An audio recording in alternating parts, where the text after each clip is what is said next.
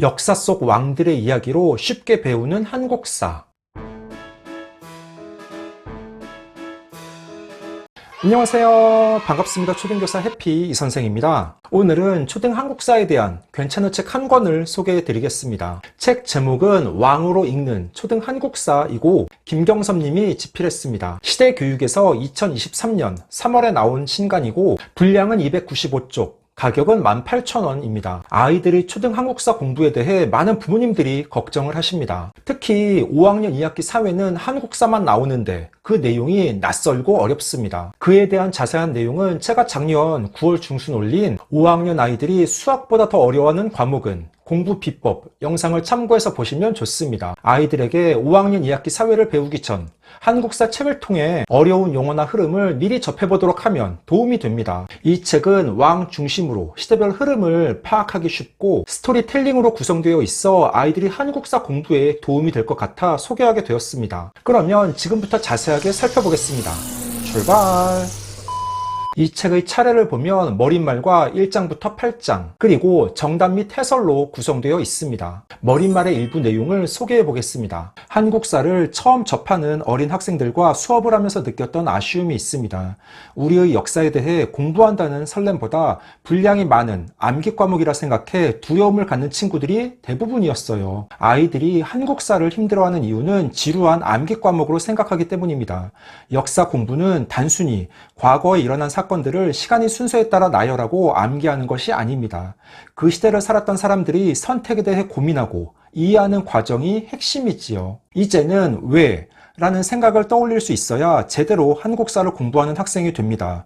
과거 조상님들이 판단에 대해 그 배경과 결과까지 전체적인 흐름을 잡을 수 있어야 합니다. 맞습니다. 많은 초등학생 그리고 어른들도 한국사를 단순한 암기 과목으로 생각합니다. 실제 제가 예전 학교에 다닐 때에는 중요한 사건과 연도를 암기하고 그러한 내용들이 주로 시험에 출제되었습니다. 하나 894, 갑오개혁, 아이구, 3.1운동 등입니다. 물론 중요한 연도는 암기하면 좋지만 그것이 한국사 공부의 핵심은 아닙니다. 역사는 흐름을 알아야 하고 계속 의심하며 스스로 생각해야 합니다. 이 책의 차례를 보면 1장 단군 왕검, 그가 남긴 우리 역사의 첫걸음, 2장 왕, 나라의 주인이 되다, 3장 무열왕과 고왕이 만든 새로운 시대, 4장 왕검부터 공양왕까지 끊임없는 전쟁의 시대, 5장 태조가 세우고 세종이 키운 성리학의 나라, 6장 세계 속의 조선을 꿈꿨던 사람들,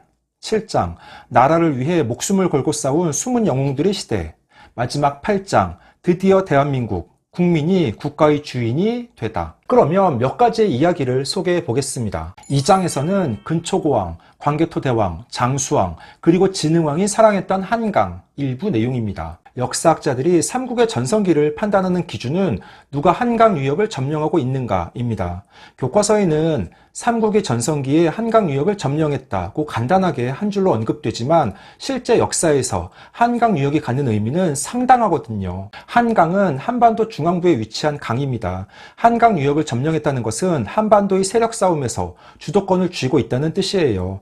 북쪽으로 진출할 것인지 남쪽으로 진출할 것인지에 따라 한반도의 정세를 바꿀 수 있었어요. 그러면서 삼국의 전성기 지도를 제시하고 각 나라별로 자세한 내용을 서술하고 있습니다. 그리고 각 소단원이 끝나는 부분에는 개념 쏙쏙 확인 문제로 아이들이 내용을 제대로 이해하고 있는지 파악할 수도 있습니다. 한강 유역의 중요성은 지금도 계속되고 있으며 한강 조망 아파트는 훨씬 비싼 게 사실입니다.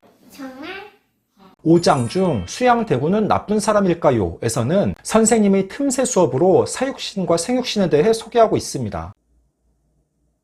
사육신은 1456년 단종 복위에 목숨을 바친 인물들 가운데 남이온의 육신전에 소개된 성산문, 박팽년, 하위지, 이계, 유성원, 유흥부를 말합니다. 이들은 조선의 충절을 대표하는 인물로 인정받고 있어요. 사육신이 목숨으로 자신들의 충절을 나타냈다면 생육신은 목숨을 잃지는 않았지만 벼슬길에 오르지 않고 초야에 묻혀 살며 단종에 대한 충성을 나타냈던 인물들입니다. 생육신에는 김시습, 원호, 임행전, 조려, 성담수, 남효온이 있습니다.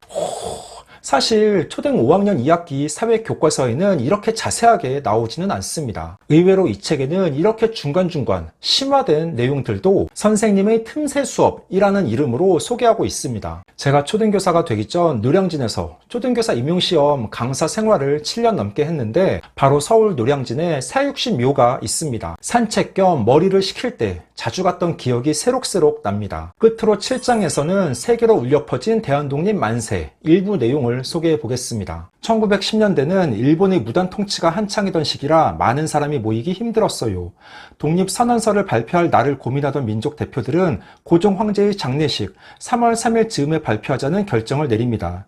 당시 대한제국의 황제였던 고종이 갑작스럽게 사망하면서 일본에 대한 여론이 더욱 나빠졌고 고종의 장례식에 참석하기 위해 사람들이 모이는 것을 일본도 막을 수는 없었거든요. 1919년 3월 1일 오후 2시 민족 대표들은 서울의 태화관에서 독립선언식을 거행합니다. 그리고 조선 총독부에 스스로 연락해 독립선언식이 이루어졌음을 알리지요. 5학년 1학기 국어교과서 2단원에 유관순의 이야기가 나옵니다. 2학기 사회시간에는 한국사만 배우기 때문에 작년 5학년 아이들과 학기 말 유관순의 이야기를 다룬 한거라는 영화를 봤던 기억이 납니다. 영화를 보며 일부 우는 아이들이 있었고 그동안 유관순에 대해 막연하게 3.1운동만 한 인물로 알고 있었는데 새로운 점을 알게 되었다는 아이들도 많았습니다. 주말이나 방학 기간에 서울 서대문 형무소에 직접 가는 것도 좋고 서울의 국립중앙박물관이나 역사박물관, 천안의 독립기념관에 가는 것도 바람직합니다. 또는 요즘 워낙 역사 관련하여 괜찮은 영화들도 많기 때문에 아이들에게 한국사 책을 읽게 한 후 적당한 영화를 골라서 함께 보면 보다 심화하여 생각해 볼 수 있는 기회도 제공해 줄 수 있습니다. 이 책 표지에는 초등 3, 4, 5, 6학년 권장이라고 나와 있는데 아무래도 초 3, 4학년이 보기에는 다소 어려울 수도 있습니다. 어느 정도 배경 지식이 있는 4학년이나 다른 쉬운 한국사 책을 본 아이가 한국사의 흐름을 파악하는 목적으로 읽으면 도움이 될 것입니다. 15초 요약!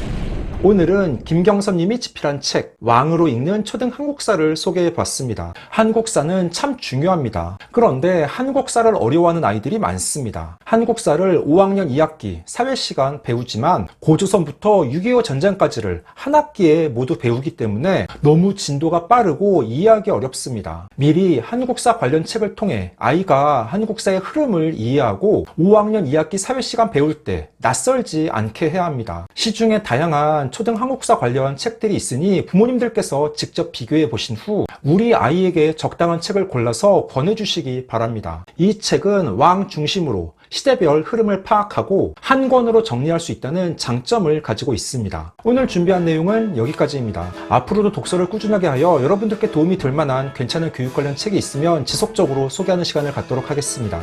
이상 초등교사 해피 이선생이었습니다. 안녕.